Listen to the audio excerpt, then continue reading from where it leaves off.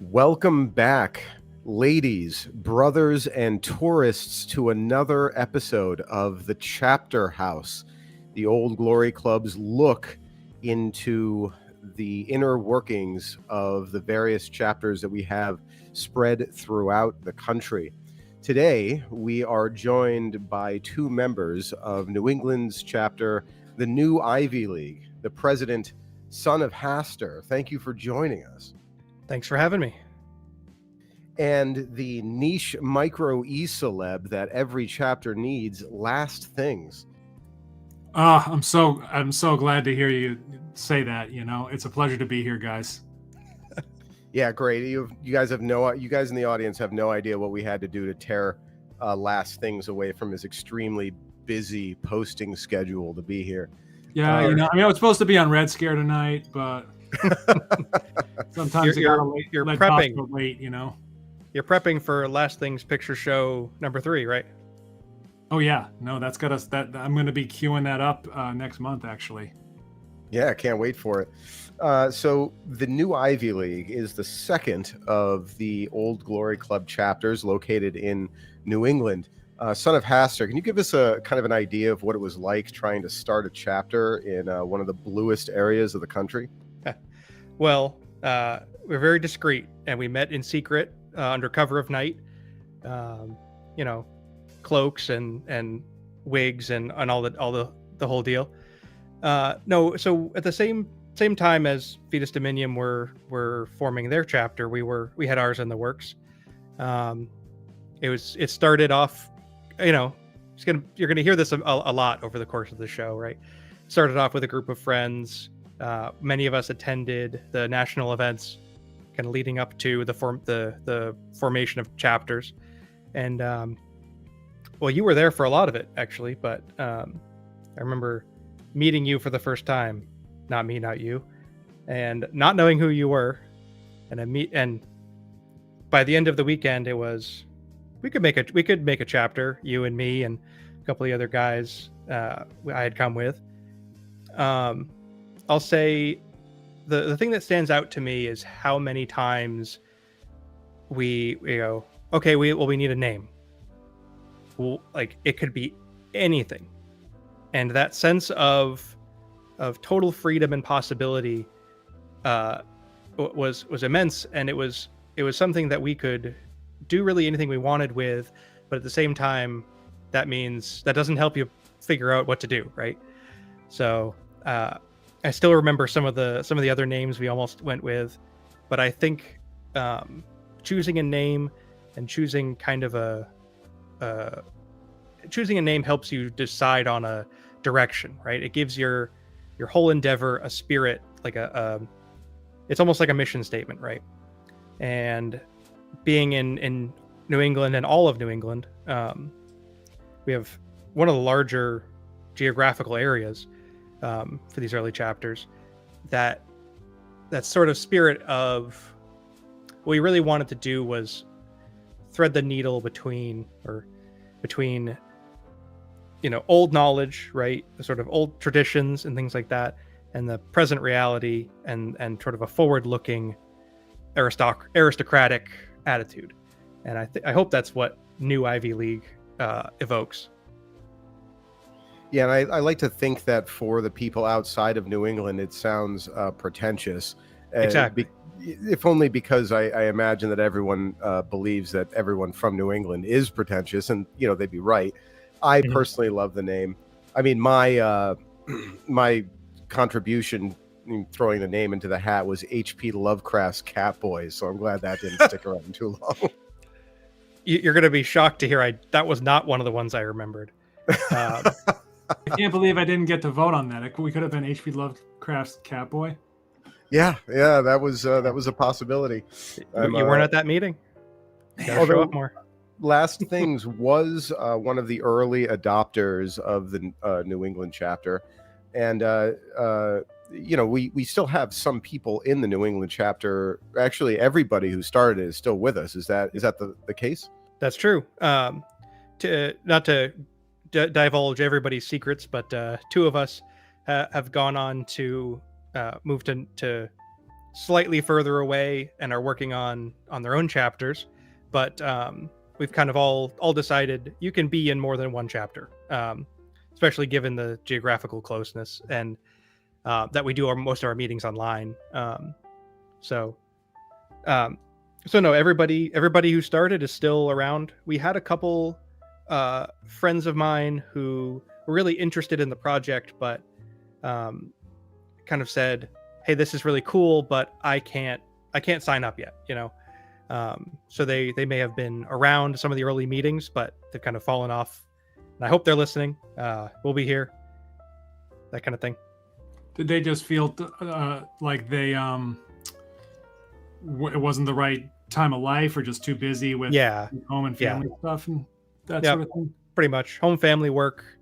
There's a lot of demands on our time, as I'm sure you both know. Yeah. So what was it like trying to get enough people to put their names down? If I remember correctly, it was actually a pretty smooth process for getting our names to paper. For sure. So, and forgive me, I don't remember if this was talked about explicitly on the last show. To start a chapter, you need 5 men of good character, American men of good character, and we don't lack for that. There's always that extra hurdle, right? Of these are good men, I trust them. Do they want to put their names on this? I think we're very fortunate to say that we had a very good crew of guys who said yes. And I said we were very lucky in that regard. I guess that answers your question, right? It was very smooth sailing in the beginning. I think that leading up to this stream, guys, I was trying to think about what because as Kurt has already pointed out, like it's bleak up here in New England. I was trying to figure out like what Space Marine chapter are we, and I was trying to figure out who comes from like the worst hell planet, like who's just like, they're just groomed on a prison planet. But I mean, most of the Space Marine chapters are from pretty brutal places. But I think it's true. It's fair to say, like, I don't know if I don't think there's like a Bay Area, San Francisco OGC chapter or like something in Berkeley, but that's probably one of the few things that could kind of give us a run for our money in terms of like, just being stationed in Mordor, so to speak. But that all being said, I guess that lends a certain flavor to the chapter, or what we're all kind of dealing with, or what we kind of come together to discuss. But I don't think that it's, in some ways, I think that's actually a boon, because I do think it's actually easier to find people of like minds. Like, I think people, I don't have any way of kind of measuring this, but I would imagine that folks of our disposition, of our temperaments in New England, when they hear about something like the new Ivy League, that's like a rescue helicopter, Whereas, I don't know, if you're in Alabama and you feel kind of comfortable speaking your mind with with the majority of your neighbors, to begin with, there's probably less of an impulse or a drive to kind of try and form that kind of fraternal organization. You might not have the hunger for it the way that I think a lot of people in New England did. So I don't know, I think we maybe had an easier time, forming the chapter, gaining interest, and there is kind of a more sense of fraternity out the gate, just kind of due to the particularities of New England.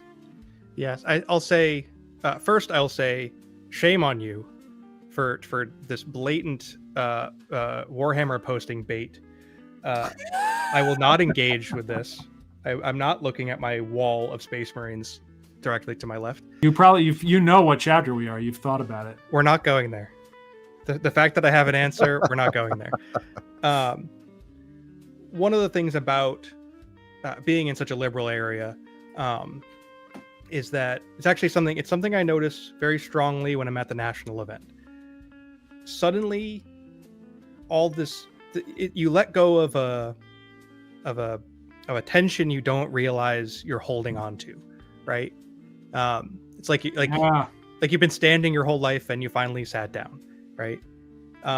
For a lot of our guys, the closest thing they get is maybe they go to Pork Fest and somebody says a edgy joke or something, right? We have a lot of former libertarians who tried to find a place there and realized one of the speakers at the event this year, I was talking to him about we have a sort of libertarian to tradcath to OGC pipeline going. And he said, yeah, Pork Fest would turn anybody straight. And I think the feeling we have, the feeling we get when we're all together, whether it's out, we go to, I'm sure we'll talk about this. We go to museums, we go out for cigars. There's all these social things we do. And just knowing that everyone there has your back, that everyone there is cool, everyone there's kind of a made man, in sort of like we meet up in Boston, right? You think about Boston, it's not a very conservative place, there are conservative areas, especially of, New Hampshire or Maine or even Western Massachusetts here or there. But the sort of the feeling of being in a foxhole together, is strong. Yeah, and we, just as a point of information, we do have a Bay Area chapter spinning up, so they could be our brothers in arms. I think the big difference is that while there is a Temple of Slanesh on every street corner in New England, the Bay Area is itself a Temple of Slanesh. Right. Like they live in the warp. We just are like on a warp rift. Exactly. We're in the maw. But you'd mentioned that, people come to us because they're actively seeking a way to kind of free themselves from the hyper liberalism of New England. Son of Hastur, what has in general over these last 2 years recruitment been like? And once a member is judged to be worthy of joining, what kind of things does the New Ivy League put them through in order to finally get that coveted position of membership? Well, first I'll say we have a fairly lengthy induction process. We tend to so you email us, we find a couple of our guys to meet up with you in person after we go back and forth. We meet up somewhere. It's fairly informal, though. Be warned, we do have a list of questions we're asking, and there are right answers. But after that, we add you to kind of a holding pen, so to speak, sort of a group chat for guys who have passed the first level.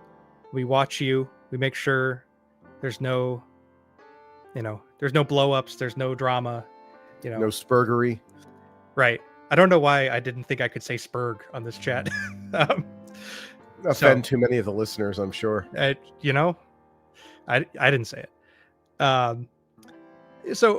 And those guys are invited to almost all of our events. That is to say, all of our in-person meetups, all these cigar nights, or going to museum or music festival, whatever it is we're going to. Say, hey, come along.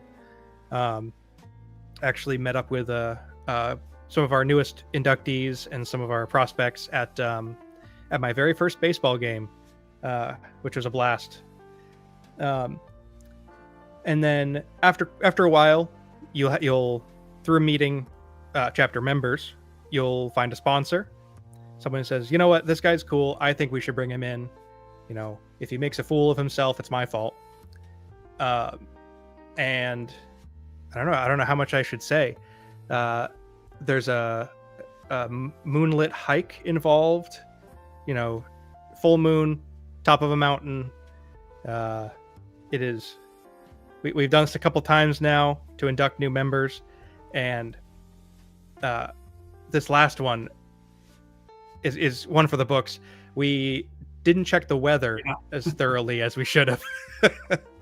So as soon as my group, we were divided into two groups, right?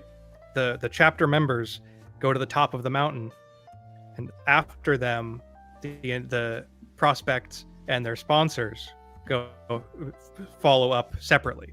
So we all meet at the top. There's rituals. There's dancing. There's bloodletting. All the things you imagine. And we plant the gene seed. Yes, exactly. Progenoid gland goes in. So as soon as my group cleared the tree line, it started to rain. And that was about 3 a.m. when we cleared the tree line. We were moving pretty slow. And I thought, this is fine. It's a little bit of bonding, We're all chuff it out together. And then we'll wait it out at the top. Because the last time we did it, we spent a fair few hours at the top of a mountain at night, staring up at the stars and looking at all the towns beneath. And seriously, some of the most beautiful photos I've ever seen or ever taken are from that hike. And it did not stop raining. And by the time we got back down at around 5:30 a.m., I was soaked completely through 3 times over. But we made it down. Spirits were high the whole time. I'm very impressed with our guys. Nobody complained. We were laughing the whole way down. So it was, and that means something, right? It's not just, hey, you're cool. Okay, come on in, pay your dues. It really feels like we did something together. And I'm very proud of that piece of our chapter's tradition. Obviously, you guys, both of you have done these hikes before. Yeah, no, I think it actually helps that there's a bit of overcoming that had to take place, because that's what brings people together, is kind of trials and having to endure stuff like that. So I think it was a good experience, even though as you mentioned, we were torrentially rained upon. But I thought I had fun. I will say, I will not, on pain of death, reveal who threw up, but both times we've done this for real, someone has thrown up. And you finished the hike. Anybody who knows me knows that I'll constantly say that shared suffering is what brings men together stronger than anything else. And so choosing the hike that we do is definitely an arduous one for that very purpose. And like Son of Hastur says, both times there has been somebody who couldn't quite hold their dinner down about, what'd you say, a quarter of the way up? Yeah, it's right after. It's the same place every time. It's there's the first big push, and yeah, but you also Curtis, you haul ass up the mountain too. It's tough keeping up with you, man. I'm not. Yeah, I'm a Billy Goat, man. All right, yeah. So this actually, there's a little bit of ritual involved here, and an expectation that your brothers are at least going to push through some physical pain in order to be a part of this thing. So this leads me to the next question. I don't think anybody would describe the Brotherhood as merely a drinking club, or like what so many other fraternal organizations have unfortunately devolved into. So what is the New Ivy League to you guys? Well, some days it can be a drinking club. I think that's okay. Some days you need to have your brothers. Some days we need to have a movie night. Some days we just need to enjoy those social things. But at the same time, it needs to be in service of something greater than that. And I can't go into all the kind of plates we have spinning, but there's a lot of good we can do. Just basing with the Old Glory Club itself has done so much. Recently, it was a Give Send Go link posted in a chat I was in, or in one of our chapter chats, and I said, "Oh, right, this is one of our guys. He's having a difficult time. I won't go into everything. I can very easily can I spare some money to help him through." And then looking the next few days, just looking at the list of donations, I recognize about half those names. I'll say there's an element of intellectual challenge that, not to aggrandize the group chat, right? But to say, we have quite a variety of men in the chapter in terms of age and demographic and history and kind of spiritual pursuits, all these things that, but we're able to, it's like if the marketplace of ideas actually worked, right? To some degree. And I'm proud of our ability. We went to an icon museum, and I didn't think anything of it. I thought, oh, that'd be cool. Kind of a religious themed history museum. And then I realized, like, oh, this guy's a Lutheran, this guy's a Baptist, this guy's an Orthodox Christian, these guys are all Catholics, like, and we're all in a very in-depth way discussing history, and church history and theology, and giving space for each other to interact with these things on their own way, and then come back to the group and contribute that. There's also it's something I think a lot of our chapters are going to be doing is skill sharing and things like that. I'd love to get a wood turning class going. So it's been a hobby of mine for a while. All of these things that not only help each other grow in terms of seeing a different perspective from someone you trust, but really things we can do for each other. We've helped. There's been a lot of employment help. There's a lot, business networks, things like that. Or I'd like to do more business networking things, I will say. But when you need someone who can speak for your character, one of your chapter brothers has seen you hike a mountain. He's seen you after, a 24-hour drive down to Nashville, right? And you can really, really say, no, this guy's for real. Obviously, I'd love to do more big projects, and we have some things in the works, but you'll just have to wait and see. Yeah, I mean, I'll just add to that. There are, I would say, well over half of our events are, what I would categorize as cultural. I think Son of Hastur is right. Like, it is, sometimes it's just nice to grab a beer and have a kind of really low key get together. But a lot of the events that people decide on and that people post and we get together do, like, orbit a museum trip or some sort of historical site in New England. So I appreciate that there's kind of there's the high and the low to it, like there's a lot of variety that the league gets up to. So I wanted to ask this a little bit more pointedly. Last things, you are yourself a family man, and we do have quite a few family men in the new Ivy League. What's it been like trying to balance that with in-person events from your experience? Yeah, I don't get to as many as I would like. I'm always pushing the guys to like host things later, especially just like, digital events. Like if we have chapter Zoom meetings, I usually can't get to them until after 8:30.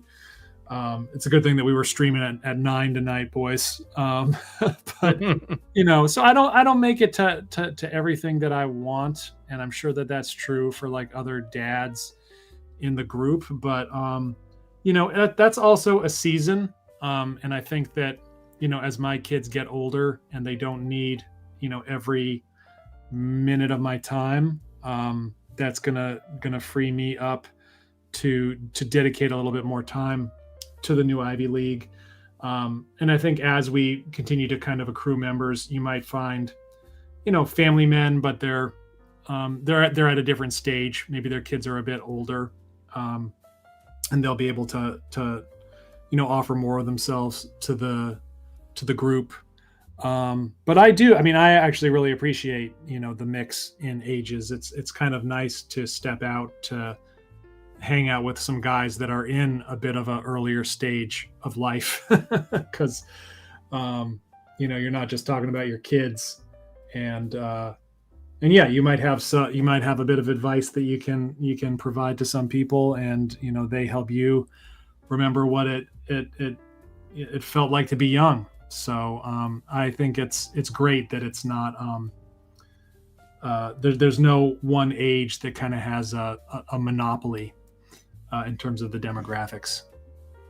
I think that's well said. It brings to mind, when we were starting this whole thing, Radlib was doing his he did a series of streams about the American history of fraternal organizations, and that was deeply inspiring to me. I took a lot of our early rules, regulations, and forms I took kind of directly from that series. And one of the things he talks about is the nature of a third space. We talk about a lot, but the function of having a social organization that gives these men of different age groups and different professions an opportunity to speak on equal terms. I think our youngest prospect is 19. I think our oldest he's in his 50s. And for these men to come together is a very good thing. Right. So there's some generational overlap and some maybe some mentorship opportunities there. That sounds great. You mentioned the third space, and while the Old Glory Club and her viewers are undoubtedly the most well-read people this side of the internet, could you expand on the third space idea a little bit? Sure. So the idea, to kind of define it, you have your home, you have your work, and throughout all of history, men have had a third place that they go that is neither of those things, right? For a lot of the time, it's been your local church, and you're involved in that community.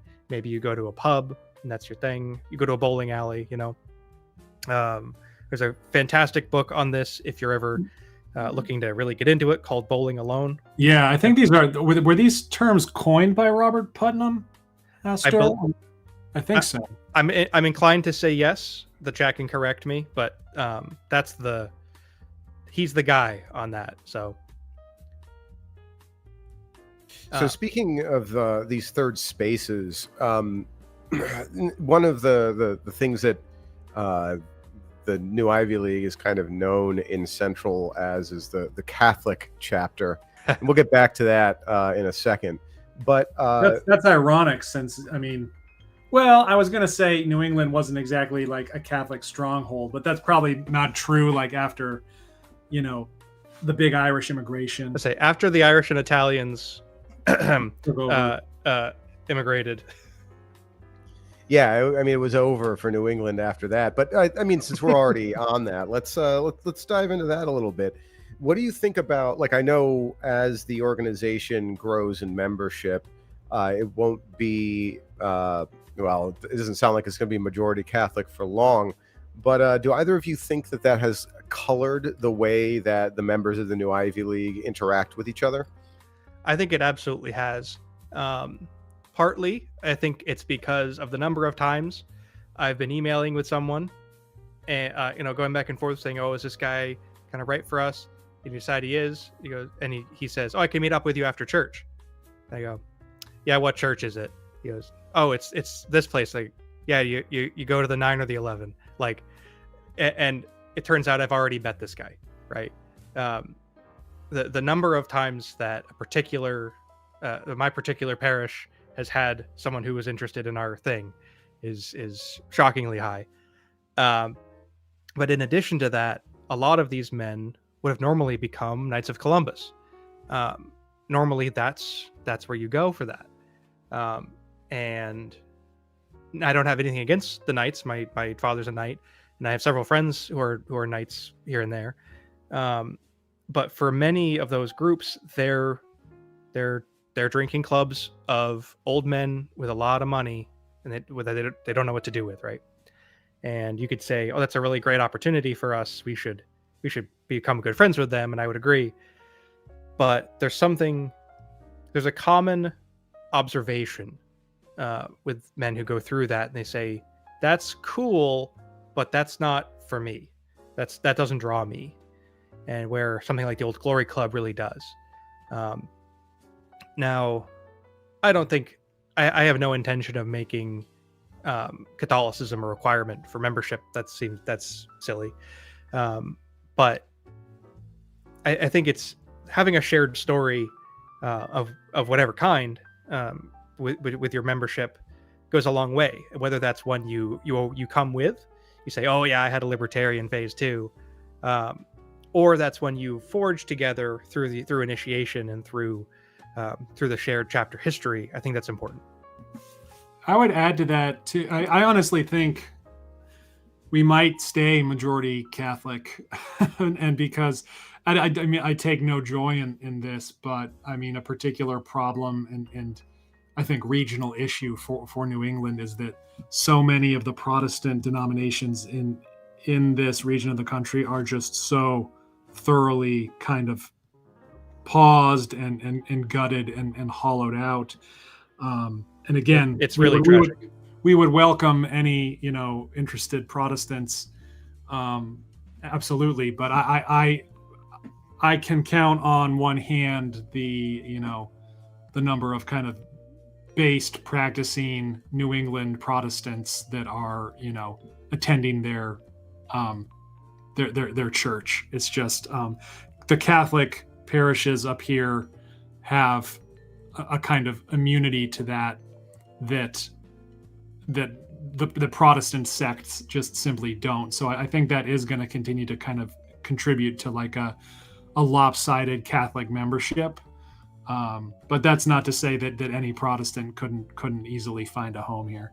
Absolutely. I think especially I'd be very proud if a Protestant member of ours could kind of take strength from us and the social kind of resources we can provide to help make a more upright version of his church. That's a big project, maybe. Definitely long-term goals. I wanted to go. Hey, sorry to interrupt. I wanted to jump back to Robert Putnam for 1 minute, and just talk a little bit about that. That concept of the first place and the second place and the third place. Please. This is something that I lament. My wife hears me complain about this all the time because I think I like the book Bowling Alone. I think Putnam's observations are very keen, but for a lot of people, especially if you're like a white collar guy, like, and that, I mean, white collar nowadays just usually means like you've got an email job from COVID. If you're like a member of the laptop class, like you're working from home and like you don't have, like, forget the third place. Like, you don't have a second. A lot of men don't have a second place. Like I personally don't have a second place. I was gonna say you're calling me out. You're calling me out pretty good here. This is the chair I sit in 10 hours a day. Yeah. I remember hearing somebody, the first time I heard somebody describe like, the death, because there was some articles, a lot of people were talking about like the death of the third place in America. And I don't know when Putnam, when that book came out. It's at least like 20 years old. I think it's old. Yeah. Well, it's very dated now because like there's not like, yeah, the third place died, and then in 2023 the second place died. Yes. So like, we're just trying to find a place. My blue collar we couldn't even friends blame that one on drunk driving laws. my blue collar friends think I'm crazy when I say, man, I miss my office. I miss going to that office and being able to walk up to someone and say, hey, I need you to do this. Now it's all, if you send them a Slack message and you go, oh, right, he's 3 hours away or he's 12 hours away, wherever it is, Oh, and for the listener, I did look it up. Bowling Alone was published in the year 2000. Yeah, so about 25 years out of date now. So following on with that third space, I where the New Ivy League is known as the Catholic chapter, but also one of the things that stands out in my mind about the New Ivy League is the sheer number of Brazilian Jiu-Jitsu practitioners. And please. No, that's a good point. It's man, I love doing jiu-jitsu. It's been a real highlight. I actually started during the lockdowns during COVID, when I was working from home full time, and it sounds so silly now to say, oh yeah, I was listening to a lot of Joe Rogan and I just thought this would be a great idea, but it's for many people, that is their third place. I had a guy I did jiu-jitsu with. I was rolling with him for like a year and a half, and then he goes, oh, oh, is there anything you want to work on while we drill? He goes, no, I just need to work on my stamina. I go, yeah, okay, cool. That's like a normal thing to say. He goes, yeah, I only have one lung. I go, I've known you for a year and a half and you never told me, you never told me you had lung cancer and they had to take the whole lung out. And that guy in particular, I always remember, he was a Afghan war vet. He was there for ages. And he got medically discharged, all this stuff, and he came home and it was miserable. And until he found jiu-jitsu, he was he was being a bad man, right? He wasn't fulfilling his duties as a family man, as at work, any of these things. And it wasn't until he found something that to really put himself into that he came back to himself. I think jiu-jitsu is great it's something you can do for a very long time. Obviously not, you're not going to compete like a 20-year-old when you're 40, but there are students at my school in their 50s and even some in their 60s that are still moving. It's something that there's a social aspect to it. There's a lot of camaraderie in the same way. We're all learning the same moves, and when that move is okay, well, tonight we're doing Ezekiel chokes, or tonight we're doing north south, or something that's just not fun.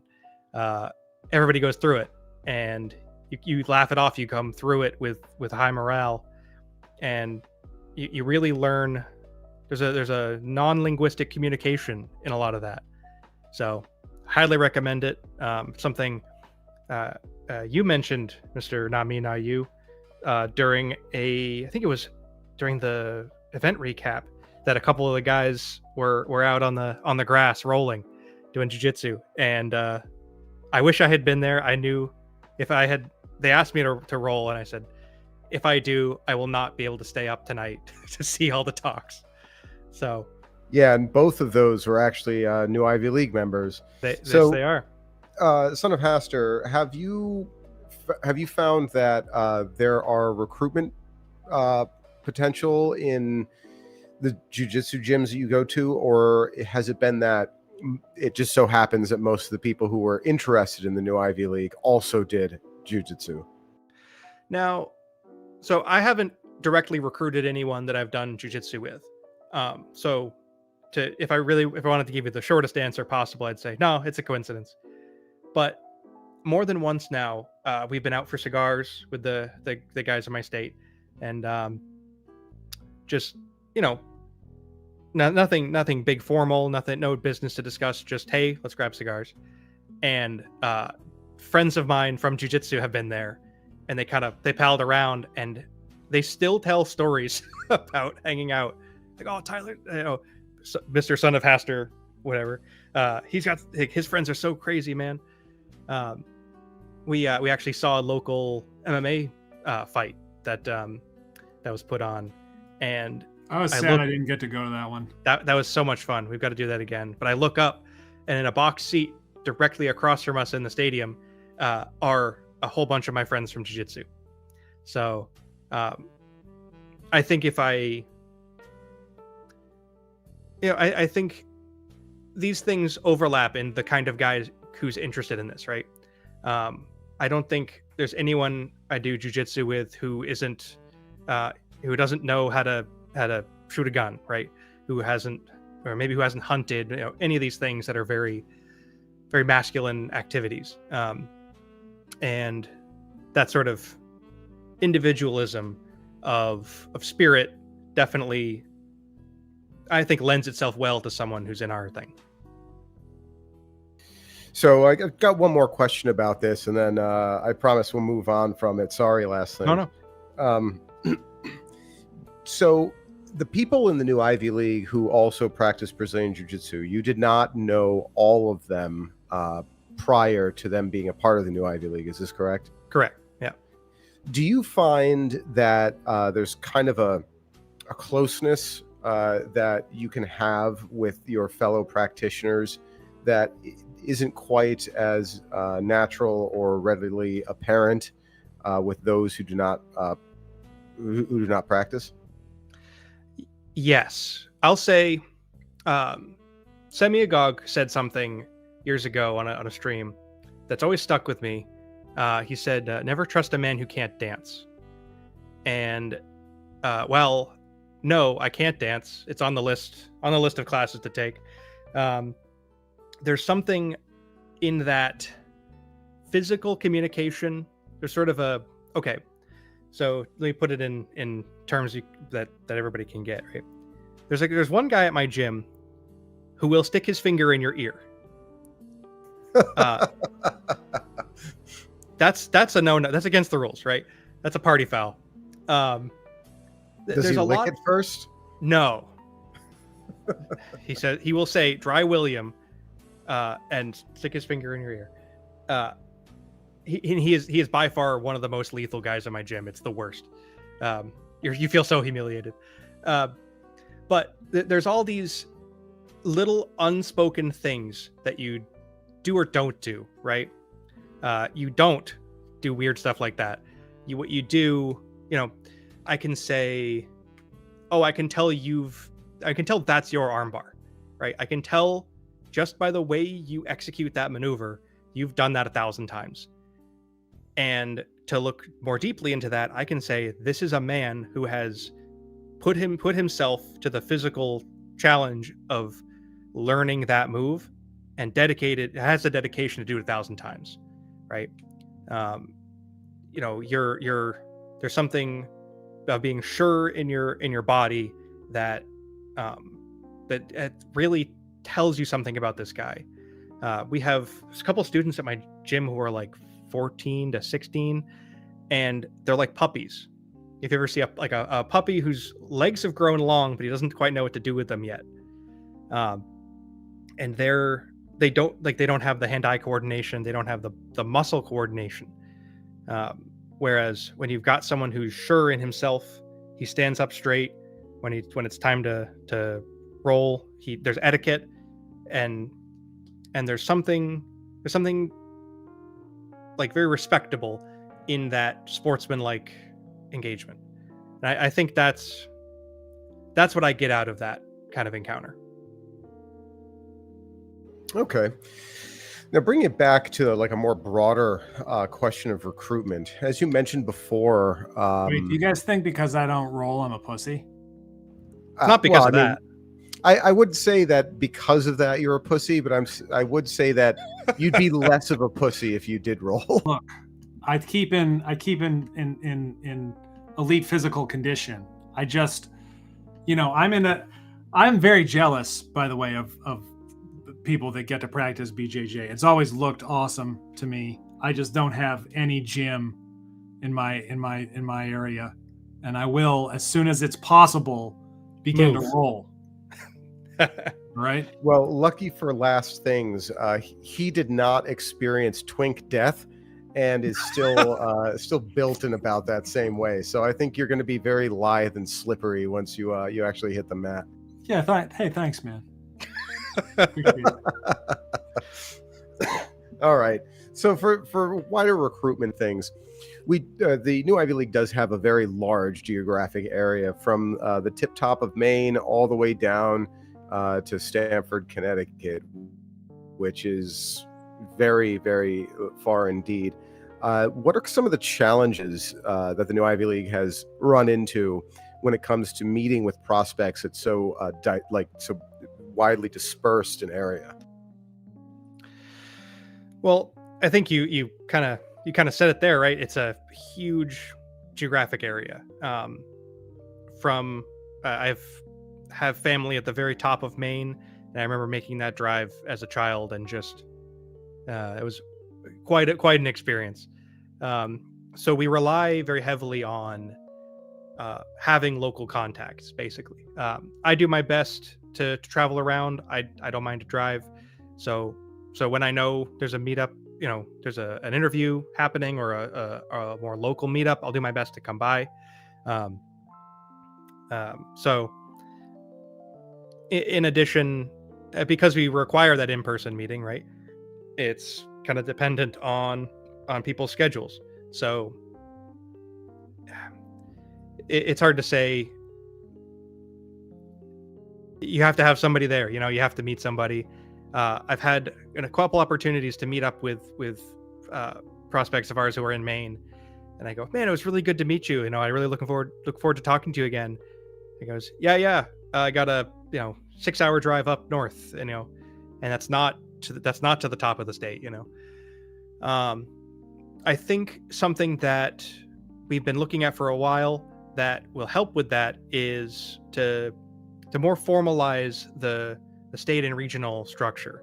We'd really like to put together underneath the New Ivy League banner a series of regional lodges to say, hey, you guys are in charge of all of our guys in Boston area. You guys are in charge of the Connecticut guys, and kind of more formalize that and say, well, when we're going to meet up in Boston, we can call you up and you do it. But we're very intentionally being very choosy about growth. So that's become slightly longer term a project. I'll say, if you're in New England and you're not in Rhode Island, you can expect to drive hour and a half to get somewhere, right? And everybody's got a car. If you're in New York City, or you're in LA or something, you can survive without a car. But you're not going to get anywhere. You're not going to get anywhere in New Hampshire without a car. And in the winter, better have good tires. We driving back from that MMA event we went to in a blizzard at around 1 a.m. was a good time. But expecting to travel, expecting to meet in the middle, this kind of expectation, I think, goes a long way.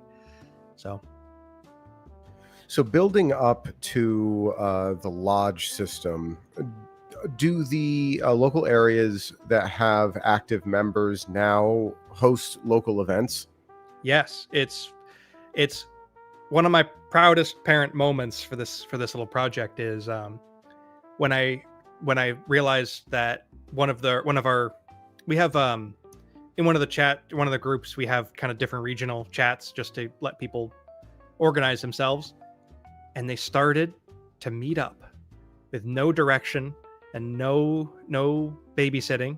They just said, hey guys, I'm free on Thursday, what do you want to do? And they did it, and it was fantastic. I was like, I'm kind of playing this up, but I was genuinely really proud of the initiative of our guys to say, we don't need permission to hang out. We don't need permission go to a baseball game or whatever it is they wanted to do. And keep it up, guys. The thumbs up. I'll be at all of them I can. That's something that goes a long way in just taking some of the burden off of the main officer corps or the kind of committee people for making something happen. We could say, oh yeah, but we have an events committee, and like, shouldn't we talk to the events committee about making get together happen? No, just do it. Like, do we have a calendar? Is there something on the calendar that day? No, go for it. I had a question, actually, because granted, it is. One thing that is kind of interesting about having a New England chapter, and maybe this is not something that I think our fellow OGC chapters might know if you live in another part of the country, but like, I don't know. I think because we're the tiny states, right? Right. Like, I guess that was one question I had, is like, yeah, granted, it's from Maine to Connecticut is quite a lot of landmass, but I don't know if like Alabama chapters are subdividing at this point, but it's probably still not as big as certain state chapters. But so we're the tiny little plucky states, right, before they started to get so huge. But there is a fair amount of like regional distinctions within New England. Like, I realized we all hate each other. Like Vermonters hate New Hampshire people. Yep. Like people in Massachusetts hate Connecticut. Everybody hates Maine. Maine is like the weird uncle at Thanksgiving. Like, it's it's like a micro country in and of itself, New England. And absolutely. And the worst part is no one even thinks about Rhode Island. Yeah. I was gonna say the worst part is Connecticut. Rhode Island is like the littlest sibling that doesn't get into it's like Kevin McAllister. It gets left home alone at Christmas. I'll say I realized that even in my explanation a second ago, I made a joke about Rhode Island. I didn't explain. Rhode Island is about 30 minutes across. And if you've ever been there, you've ever been driving with someone from Rhode Island, they will tell you about how far a drive it is every time. They will whinge at every mile. It's like, oh, it's like, oh, do you want to go hang out with so-and-so? Oh, it's all the way across the state. And I thought that was a joke until I spent some time there, and they have such an opinion of the landmass. I love the state. It's just swampland anyway, so. Yeah. Well, they have a fantastic tradition of piracy, though.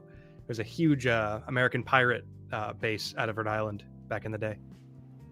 Well, I mean, that gives us an opportunity to talk about some of the history of New England, if you want to dive into that briefly. There was only ever one base New Englander. It was H.P. Lovecraft, and then he died. Yep. Yeah. All right. That's pretty brief. Yep. Yeah. No, actually, that's an interesting thing to say, right? New England is at once the site of much of the American Revolution, and as Harvey said last week, if you haven't checked out that stream, it's required listening, I think. Much of the 250th anniversary of these battles are coming up, and we've got to be there, at least as participants, at least as audience members, just to witness these kind of celebrations. But at the same time as it's the revolutionary states, it's also Lovecraft country. And there's a super chat about suicidal road deer. And yes, like this, despite how old and how long settled this region is, there's like, you'd still need to keep your wits about you when you're in the woods at night. There's densely settled urban areas, but it doesn't take very long. Go an hour in any direction, inland, and you're in the woods. And there's a much discussed set of memes from back a couple of years ago now of European forests, and it's gnomes and fairies and everything's very friendly, and it's American forests, and it's like the Wendigo and skinwalkers and stuff like that. But you still see these very kind of rundown urban areas that driving in Tennessee look to me like northern New Hampshire. Maybe you don't have this tree and not that tree, but the climate and the sort of some of the Tennessee's a beautiful state, don't get me wrong, but there's some parts of it that were, that had seen tough economic times, and it's not uncommon to see like, oh, did that house ever have an address, right? This sort of deep, dark, kind of almost forgotten, you can forget what time you come from kind of places. And maybe that's my Lovecraft like affection speaking. I have a lot of memories of reading H.P. Lovecraft instead of paying attention in school, and those weird backwoods people that he wrote so charismatically. If you haven't listened to the Jonathan Bowden talk on H.P. Lovecraft, it's a trip. This actually reminds me, our good friend Hunger the Dye Merchant once came to visit us. He's done it a couple of times for one of my big dinners. And the first thing that he said on the first time arriving was, they're right. The woods around here are terrifying. Yes. It's I remember picking up a friend of mine, from her house, whatever, and I look up the street. I go, "Oh, it's a big dog." And I look again, like, that is not a dog. And I'll say our bears are not grizzly bears. They're kind of big, dopey black bears. But it's still sort of jarring. You realize, oh, the civilization is only ever like skin deep, All right, we're gonna kick it on over to super chats. We're coming up on the hour. I know we already front ran one, but we'll start with Mr. Harvey Wallbanger for 10 US Dogglers. Hail to the new Ivy League from Vetus Dominium. Y'all are definitely the most stylish OGC chapter. What do you have to say to that? Well, I'll say thank you very much. We have a very good friend who you may have met at the events, who makes very, very nice suits, and you should get in touch with him. All right, Adam for 20 Dogglers. Second in the OGC, first in my heart. Well, I believe this is our resident architect and graphic designer. Thank you, Adam.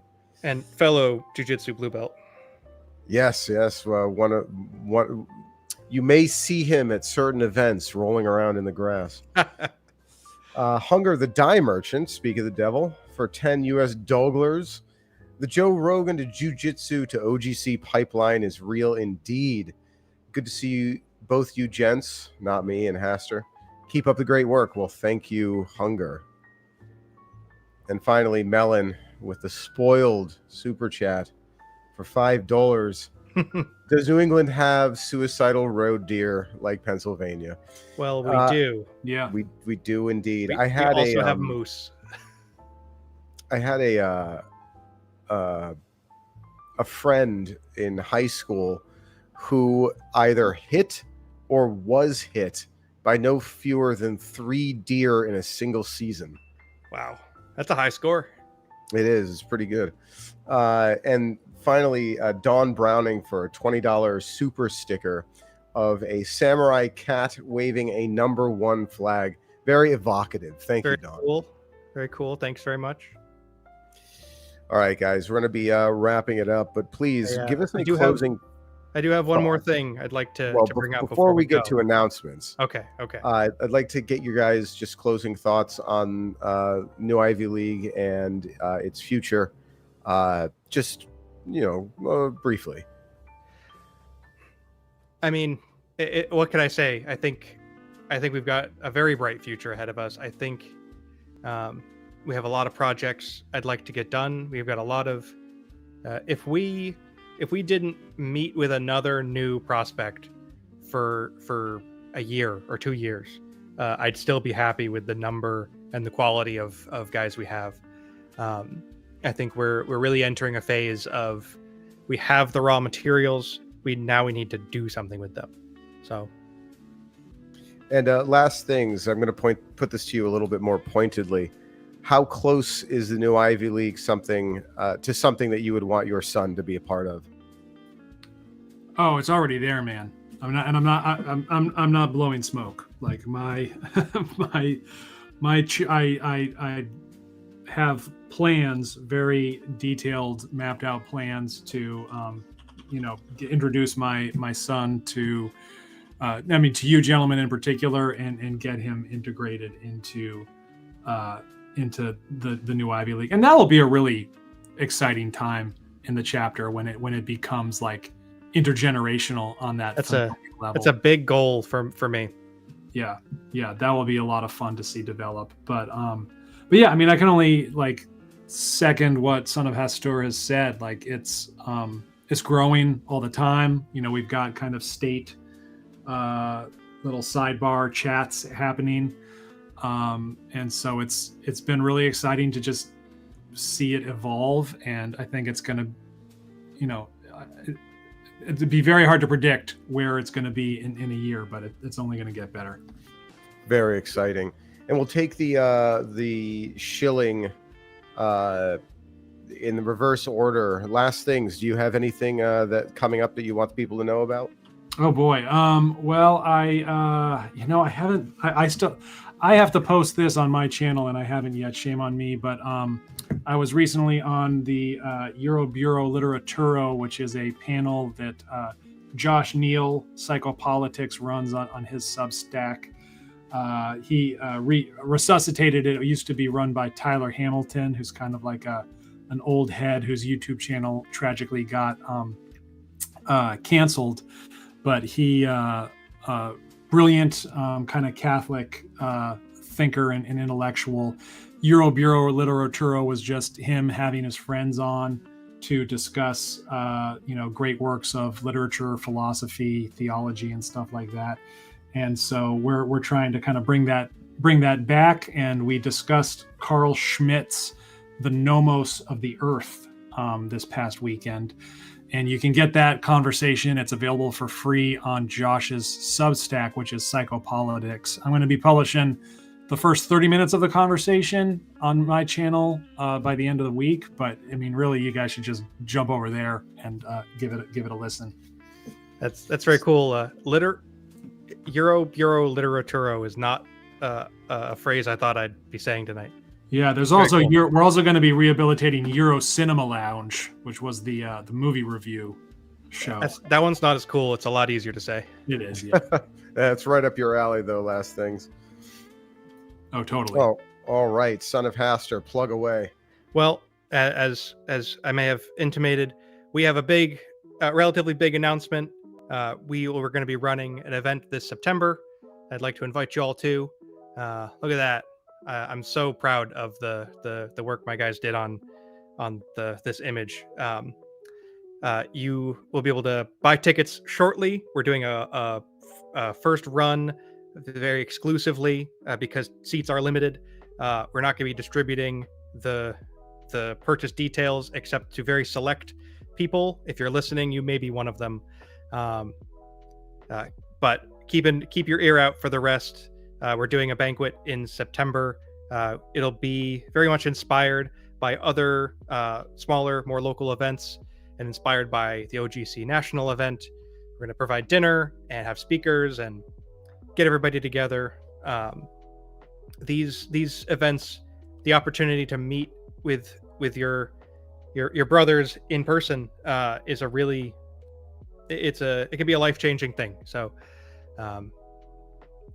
keep your eye out. Wonderful. All right. Thank you, Son of Hastur. Thank you, Last Things. And thank you, ladies, brothers, and tourists, for joining us on this week's